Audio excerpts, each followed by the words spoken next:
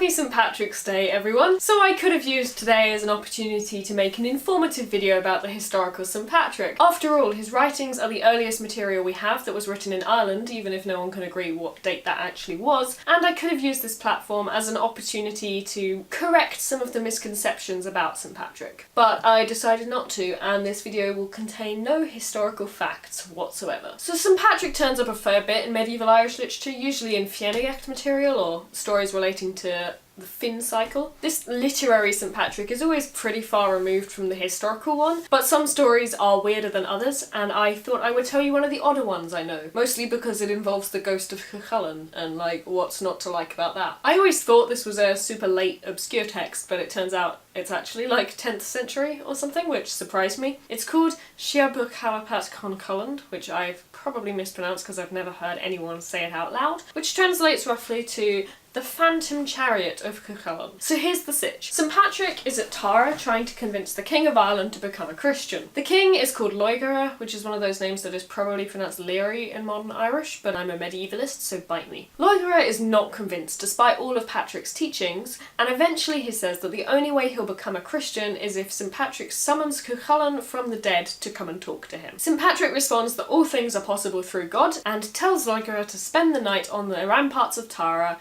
where Cú Chulainn will come to him. So the next day he goes back there to see what happened, and Loegaire admits that yes, Cú Chulainn did come and speak with him, but he's unable to speak a word of what went down unless St. Patrick consecrates his mouth, because there's presumably some kind of supernatural restriction on regular people speaking about the afterlife and what goes on or something. St. Patrick says he can't consecrate Loegaire's mouth, but he makes some kind of sign so that it's possible for him to speak about it. So Loegaire tells how an icy cold wind came upon him, and he asked Bennen, presumably his charioteer, but honestly it doesn't say who Bennen is, what the wind means. And Bennen, who is like the Horatio of this story when it comes to explaining supernatural phenomena, I guess, says that this is the wind of hell, which is escaping after the gates have opened to let out Cú Chulainn. They're then engulfed in a mist, which Bennen explains as the breath of men and horses travelling across the plain towards them. A huge flock of raven flies above them, the sky filled with birds that seem to reach up to heaven, which Bennen says are the sods being thrown up by the hooves of Cú Chulainn's horses. And finally they see the horses emerging from the mist, along with a chariot.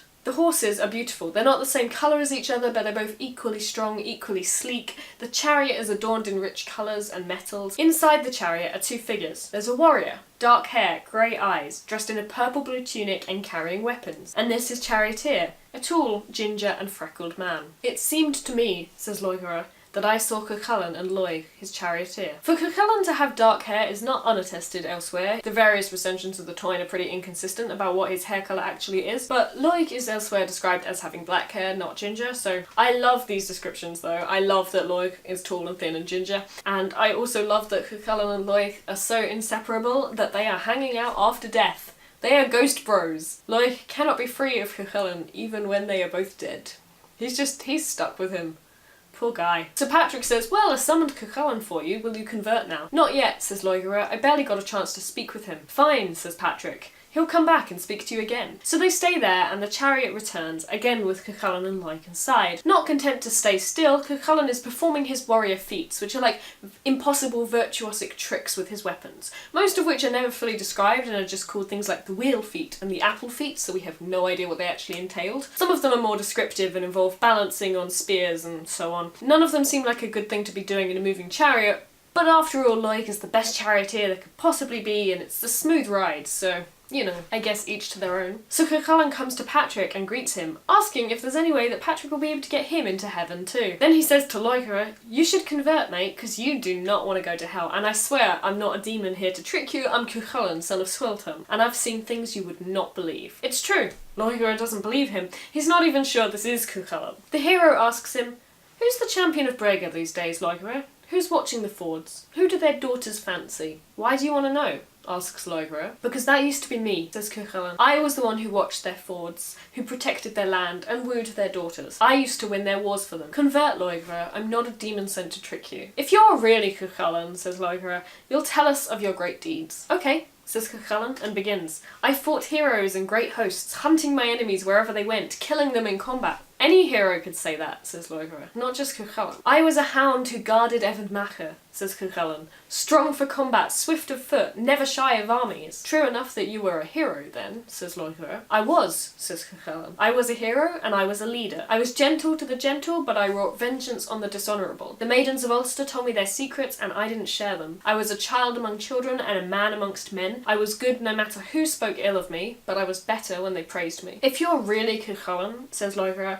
tell us more about your adventures. So Cú Chulainn then recounts a long series of verses about his various adventures. Some of them are generic. I fought against the champions of all territories and I won. Others are more specific. I killed a giant in Longman. Many of them don't match any extant stories and some are full of intriguing detail. He goes into considerable detail about an adventure he had in Dunskach, which is a name elsewhere given to the fortress of Scothach where he trained. But in this story it's the Fortress of Shadows, a walled and evil city. He breaks through the iron locks and the walls defending it and fights a number of monsters, including 10 serpents and a bunch of fierce dragon-like creatures. He manages to impress the daughter of its king though, because at one point she gives him a seemingly magical cauldron full of gold and silver. When they leave Dunskach, there's a storm that overturns their boat and Cú Chulainn has to swim to safety, towing his crew with him. 9 of them clinging to his hands, 30 on his head, 8 holding onto his body. I have no idea how any of that works, but that's what he says. He talks of how difficult and dangerous this adventure was, and finally says, but no matter how bad any of that was, it doesn't compare to a single night in hell. The night he died, he says,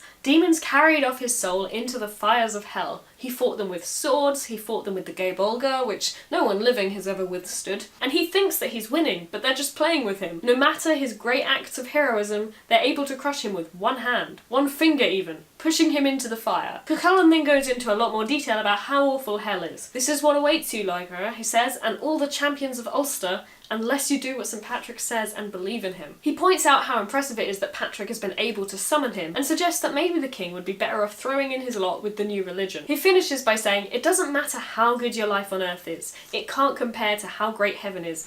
Patrick, please let me go there, don't send me back to hell. And he reiterates his old point, you really don't want to face the consequences of rejecting this, Loegaire. I swear I'm not a demon come to trick you. I'm Cú Chulainn, son of Sweltram. The story ends, inevitably, with Loegaire converting as a result of all of this, and as an added bonus, Patrick manages to get Cú Chulainn into heaven. We're not told whether or not Loeg goes with him, and since I'm unreasonably attached to Cú Chulainn's charioteer, I was a little bit concerned when I first encountered this story that Loeg might somehow get abandoned in hell. But I've concluded that since they're evidently connected enough for Loeg to be summoned out of hell alongside Cú Chulainn despite nobody having mentioned him by name, he probably got into heaven too. Phew. So I can stop worrying about that. The last paragraph of this text involves a bit of genealogy, explaining how Loegaire, who's one of the sons of Néill of the 9 Hostages, to whom my family also claims an exceedingly distant and historically dubious connection, is descended eventually from one of Cú Chulainn's foster sons. It tells us that it's been 450 years since Cú Chulainn died, and yet Patrick was still able to awaken him. Isn't he great? This is totally not patrician propaganda. So there you are.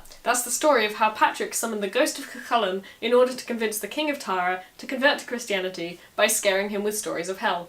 Dante who? Like I said, the story contains absolutely no historical facts whatsoever, but it's a fun bit of patrician propaganda, and as far as I know, it's the only story in which Cú Chulainn and St. Patrick overlap, although Patrick interacts with other figures more consistently. If you want to know more about the historical Patrick and his writings, a good starting point might be the Vox Hiberionicum blog, because VoxHib has stronger opinions on St. Patrick than basically anyone else I know, and has written pretty extensively about Patrick's writings and what they tell us, and perhaps more crucially, what they don't tell us, so that can be a good starting point, and there's a link to that in the description, along with all the usual links. I'm still planning to make my Q&A video, so drop any questions or remarks in the comments and I'll get to them this week. If you learned something from this video and want to support my further research, please consider leaving me a tip. There's a link to my Ko-fi account in the description. And have a great day, and if you're stuck for ways to celebrate St. Patrick's Day without buying into the commercialism and the beer, have you considered summoning the ghost of an Irish hero recently? I take absolutely no responsibility for anything that happens as a result. See you soon! Bye!